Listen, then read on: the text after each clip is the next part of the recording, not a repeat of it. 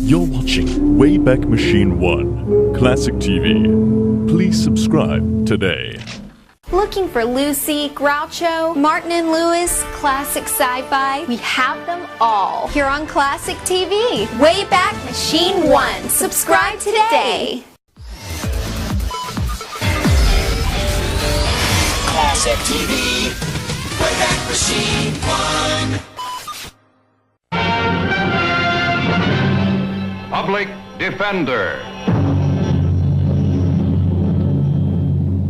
Hello, I'm Bart Matthews, your public defender. The public defender's salary is paid by the community, and he's charged with the responsibility of giving legal aid free of charge to any person who seeks and needs it. It's the public defender's sworn duty to defend the public accused of crime until they're proved guilty in a court of law. And now, from the files of the public defender, we bring you the clown. In some instances, the success or failure of the public defender's office can actually determine whether an accused becomes a useful citizen or a hardened criminal. It was the problem faced by Sergeant Ken Brady of the Juvenile Division and Tim Mason, Deputy Attorney from the Public Defender's Office. That's what I call class. Tim Mason, boy attorney, makes good. With a rented tux and high hopes for the evening until you called. Nice party? I wouldn't know. I left at the hors d'oeuvre stage. Well, Tim, that's the trouble with this racket. Crime just won't operate on an 8-hour shift. Yeah. How about a particular, for instance, huh? That's a kid back there. Suspected of putting the slug on a night watchman and heisting a warehouse with some high-powered drugs. Well, that's Juvenile Division. Why call on me? That's a pretty tough kid, Tim. All we found on him were 12 cents and half a stick of gum. Won't give us his name, where he lives, or anything. So? Well, he keeps yelling for a lawyer. I called your boss, Bart Matthews. He says, get Junior. Guess he wants to see if you're ready for your merit badge. Okay, let's have a talk with the kid.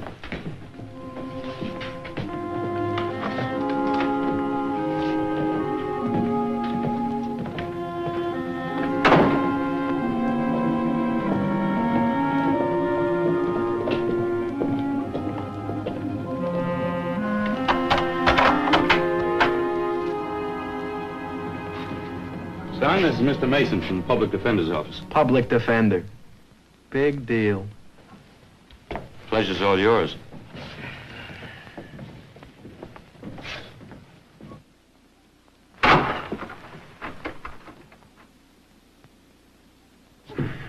Well? Well, what? What are you going to say? Nothing. I'm going to listen. You sent for a lawyer, didn't you? A private lawyer. For 12 cents, this is what you get. Then give it back. Suit yourself. You're the poor sucker who has to stay in jail if that's the way you want it. You know, you're a funny guy. That fancy suit, the way you talk. You don't seem like a lawyer. You don't seem like a crook. You want to tell me about it? Ah, what good would it do? To you fancy Dans, it's all the same. Kid grows up on the South Side, he's strictly from hunger. You think you know all about it, don't you? I know how it'll go. You listen to me real good, then we go to court. You use big college words and the judge raps me real good. It's the way it is when you're from the South Side. Boy, do you feel sorry for yourself. Ah, leave me alone. You get born on the South Side and you think the world owes you a crying towel. What would you know about it? I'd know hangouts on Kelp Street, the river gangs, snatching apples from push carts, and rocking the cop on the beat. Hey, where'd you hear about all that? You could call me a charter member. I was born on the South Side. A fancy Dan like you? Well, what do you know? Look, kid, when you're born on the South Side, you got a choice. You can shake loose from the dirt and make something of yourself, or you can stay a bum. Which is it going to be with you? I didn't do it, Mr. Mason. I was out in the warehouse district when the cops came up, but they didn't find anything on me. Ask him. Let's start at the beginning. What's your name? Johnny Wagner. Where do you live? Flat over on 14th Street. Parents? My mom's dead. My dad. Go on. You can find him over at 7th and Wilson. He works nights. Right. Now, what makes the police think you did this warehouse caper? It's like I said, I was in the area. They say I run around with a tough crowd. That's all the cops need. Not Detective Brady. He's not that kind of a cop. Okay, here's the rest of it. The night watchman identified me. But you gotta believe me, Mr. Mason, he's wrong, dead wrong. I couldn't do a thing like that. I just couldn't. There's a lot of trouble in the world, kid. I guess right now you think you've got it all. I didn't do it, Mr. Mason. Please believe me. I do believe you. And that's what's going to make it right. You really mean it? Sure, I mean it. You know why? Because I trust you. And I want you to trust me. A public defender must learn to protect the legal rights of an accused even though he isn't convinced of his innocence. But when he does believe in his client, it makes his job a lot more pleasant. And Tim Mason believed in the not-so-tough kid he'd met only an hour before. Of course, Tim realized Johnny's rearing left a lot to be desired. But when he found his father's place of business, he began to understand why.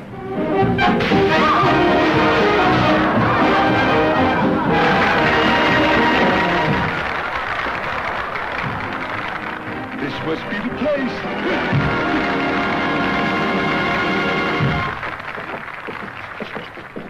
Mr. Wagner? Mr. Wagner. There's one for the books. Name is Reet Wagner. Boy, Reet, the kid with the Reet beat. I'm Tim Mason. I'd like to talk to you. Sure. Come on in the dressing room. Did you catch the show? No. A riot? A real riot. I thought the audience had flipped when I did that bit with Hazel and Sadie and the two pistols. Sit down. Here's the bit. It's a great one. You see, the dames come up to me, and they got Western clothes on, but with long skirts, you see? And they kind of sidle up to me, and they say, could you tell us where we can find a rootin' tootin' shootin' cowboy from the West? With that, I grab the heaters, you see? And I starts blasting away at them, only here's the punch. I'm supposed to be nearsighted, you see? And all I do is keep shooting the skirts off them, you see? Mr. Wagner, I've come to see you about Johnny. Johnny? I thought you was from the trade papers. Sit down. Johnny's in trouble. I bet I talked to a dozen of you truant officers this past year. You know how boys are. This isn't about skipping school. Your son's being held down at police headquarters on suspicion of assault and robbery. What? I'm from the public defender's office. Possibly I'll handle his case. This is crazy. Johnny ain't no thief. He ain't even a bad kid. I think you're right, but we'll have to prove it. I thought if you talked to him, we might be able to get a better idea of what really happened. Did he ask to see me? He didn't mention it one way or the other. I don't know exactly why, Mr. Mason, but we ain't never been too close. You'll find him down at Precinct 12, Juvenile Division. Thanks.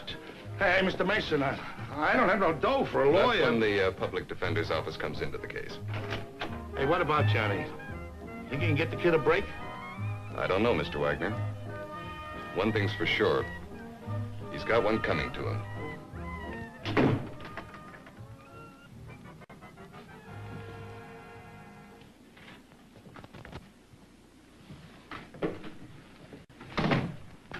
Hello, son. Mr. Mason told me about it. It's crazy them having you here. What's the matter, son? Johnny, my boy. We haven't been seeing enough of each other lately, you say. Tonight's your birthday. Let's have dinner together. So 2 hours I wait. I'm sorry.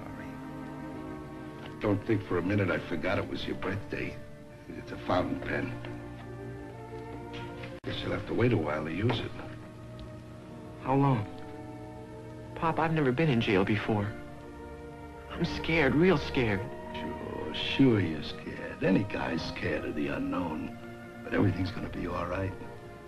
Why, it's just like the first night in the theater. Takes a lot of heart to get out there in front of a lot of people, you know. That didn't stop Al Jolson, or Fanny Bryce, or Will Rogers. No, and it didn't stop your dad either. I used to tell a joke and I'd have him rolling in the aisles. Then I'd sing a song and you could hear a pin drop. I remember one time... Get out! For a minute, I thought you were thinking of me. Now get out and never come back. Johnny, I'm your father. When did you ever do anything to show it? Most guys can talk about going fishing or going hiking or even playing gin rummy with their dads, but me. All I can say is how we sit around and go over your old press clippings. When I see you. You don't understand, son. I understand because this is my birthday. I got a present. Thanks. Come on.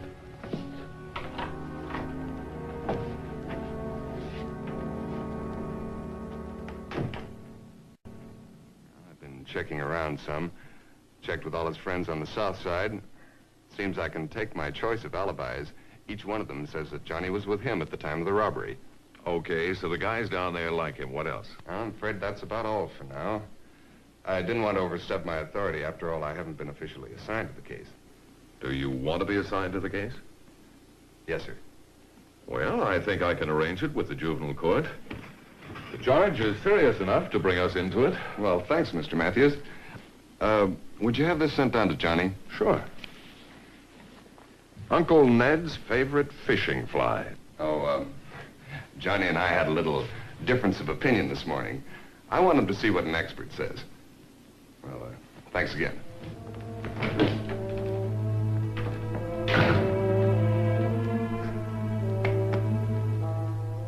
Mason was young, smart, ambitious, and he liked Johnny Wagner. But even with that combination, he could become discouraged. Johnny said he was hanging around Mrs. Logan's rooming house at the exact time of the robbery. But Mrs. Logan didn't remember seeing it. Johnny also said he had passed Joe's newsstand just before the robbery took place. But Joe was blind. That left only one other person to interview. Pop Gilder, the night watchman who had identified Johnny. This about the place where the kid tagged you? Yep. Snuck up on me like an eel after a minnow. Wham! And I thought I was on my way to glory land. You're sure about the time? Yep, I come on at 6. Punch 12 clocks. Takes an hour. And I start over again. Hit this one on 25 minutes after each hour. You'll have to excuse me, young feller, but watchman's got a snack on the run. Oh, sure, go ahead. This the place where the kid was hiding back here? Yep. Then he jumped over me when he ran out. Too much mustard. I gotta tell Mamie again. Mamie's my old lady. 50 years we've been married next month, and she still puts on too much mustard. Any of these boxes been moved since the robbery? Nope. If you don't mind a lot of mustard, maybe you'd like a sandwich. No, thanks, no. I understand you were hit with a pipe about 2 feet long. Use them to roll some of the heavy crates. This about the way the kid was situated down here? Yep. Any other way I'd have seen him. Would you mind standing the way you were when you were hit? Even the police didn't ask me to do that. Well, would you mind? No. Take out your punch key, just like you were before you were hit.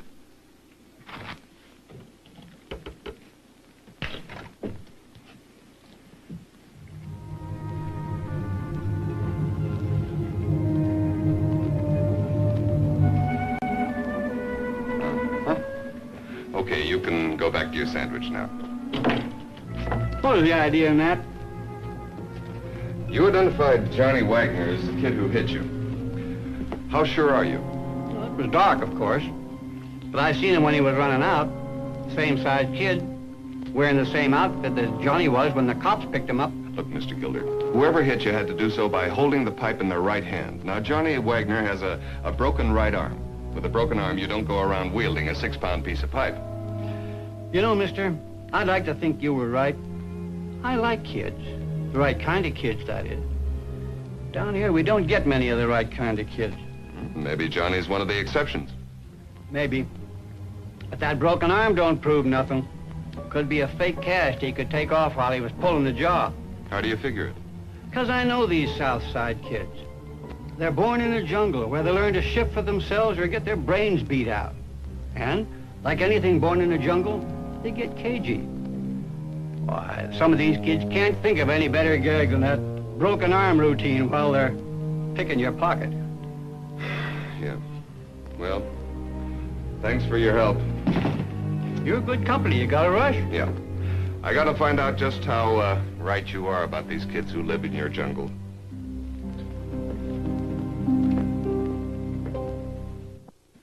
You've had a pretty lonely life, haven't you, kid?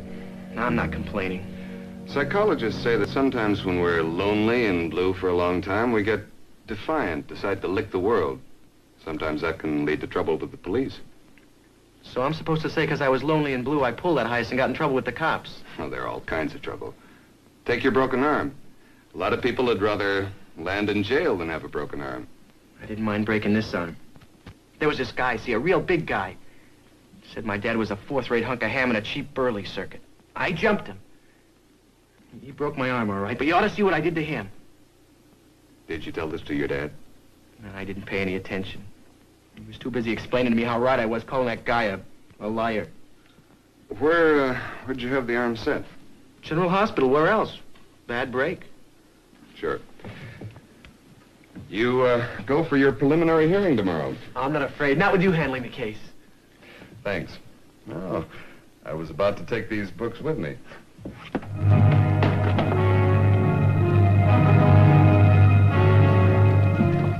I want to take good care of these books. I plan to get a lot of use out of them. Yeah. Guard. I may have some good news. I've got this case pretty well figured out. The way I see it, with that broken arm, you couldn't have done it. Oh, I knew you'd come through. Of course, we'll have to have the arm x-rayed to show it really is broken. Something wrong? No. Then we'll talk more about it tomorrow. Unless there's something you want to tell me. A few minutes ago, Johnny, you said I was a funny guy. I guess I am. When I like someone, I like them all the way. I trust them all the way, too. And you know something? None of my friends have ever let me down so far.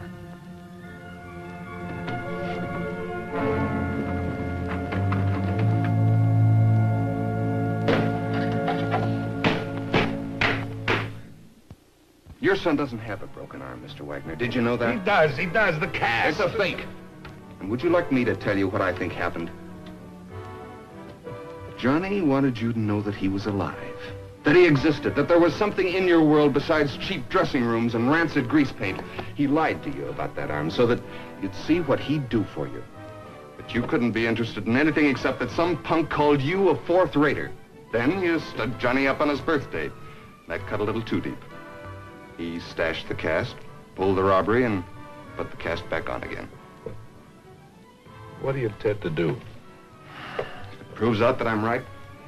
All I can do is try to explain to the court how it all came about and ask for leniency. Don't let him down, Mr. Mason. Johnny's counting on you. Sure. Sure, Johnny's counting on me. That's why they call us public defenders. But how can we defend a kid from his own parents?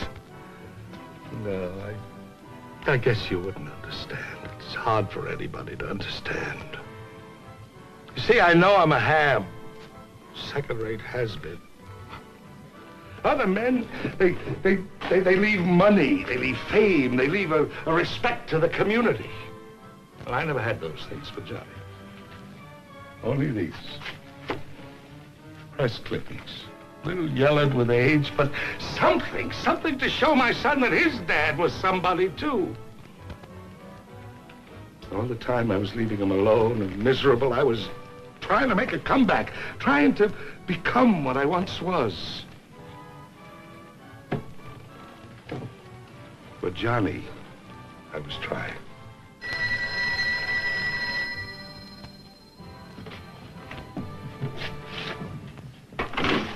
Hello. Yeah, he's here. It's for you, Mr. Mason. Thanks. Hello? Tim? This is Matthews. The General Hospital called with that information you wanted. Yeah? They have no record of treating a Johnny Wagner on the 14th. In fact, they didn't even have a broken arm case that day. The boy's lying. Anything else? Yes, Brady's men found the drugs in a nearby junkyard. Johnny's fingerprints all over the box. Well, guess that about ties the bundle up good and tight. Well, if that didn't, what happened a few minutes ago would. What do you mean? Well, the crazy kid broke out of jail when they came to feed him. Yeah, but he didn't get very far, however. They've got him cornered in an abandoned warehouse over on 7th and Spruce. Thanks. Thanks a lot. Something about Johnny? Your kids pulled out all the stops, Wagner. He just broke out of jail. They got him cornered. You want to come along?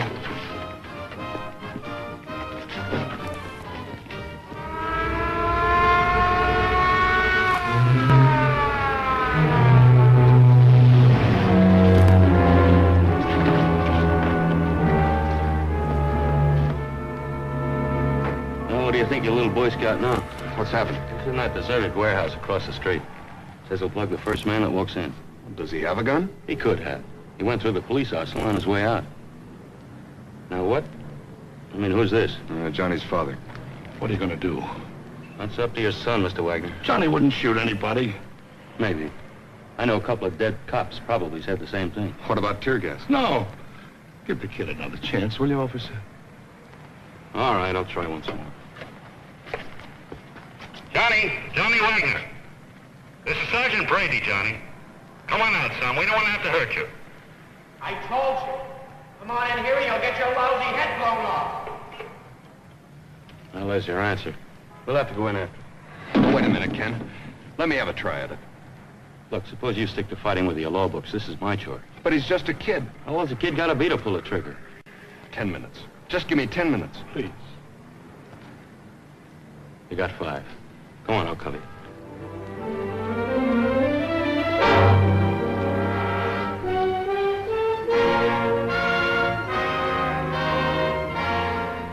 Go on back, Mr. Mason. I'm warning you.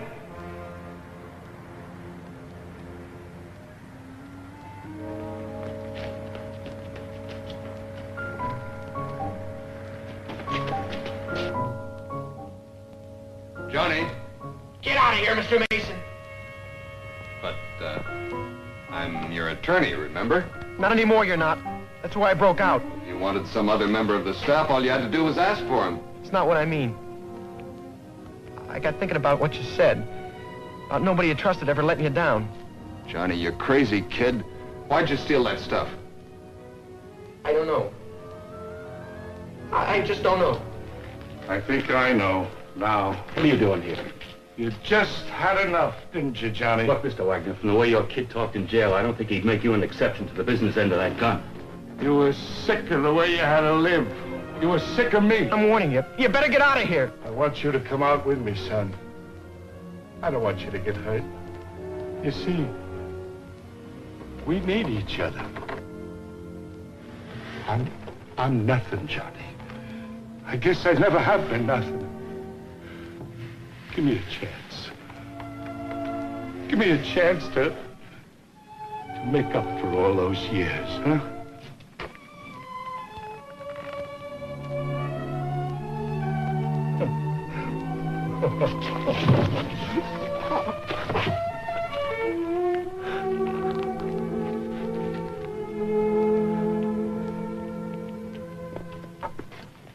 Deadly weapon. Uncle Ned's favorite fishing flies. He chose the right weapon, Ken. The only weapon any kid needs to make things work for himself. And so, a couple of books on sports and fishing flies, some special attention and a lot of faith paid off for public defender Tim Mason. Paid off a lot better than he hoped. Johnny Wagner got a suspended sentence. As for Reet Wagner, there are no more baggy pants in his life. Just a business satchel used by insurance salesmen. Some extra special fishing tackle, and Johnny Wagner. A lot of Johnny Wagner. The case you have just seen was brought to a fair and just conclusion through the efforts of a public defender. Such a man is Robert M. Cole, Sacramento County, Sacramento, California. We congratulate Public Defender Robert M. Cole and his staff for outstanding achievement in the cause of justice.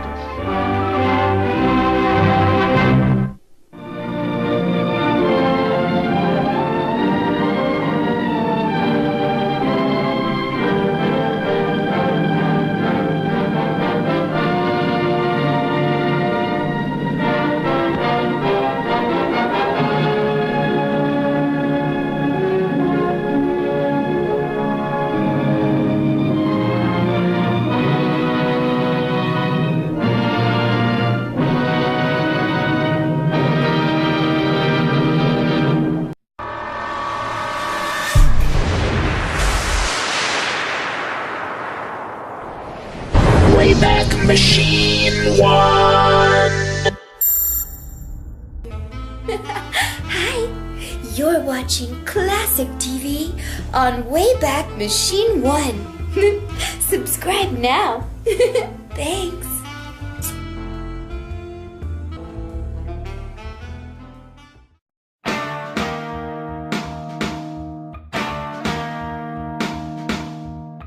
Number one for me is Wayback Machine. They got the best shows that I've ever seen. Wayback Machine, one for you and me. We would love to have your company. Let's watch. Everybody, let's watch. The shows and movies are top notch on Wayback Machine 1. Thank you. Thank you very much.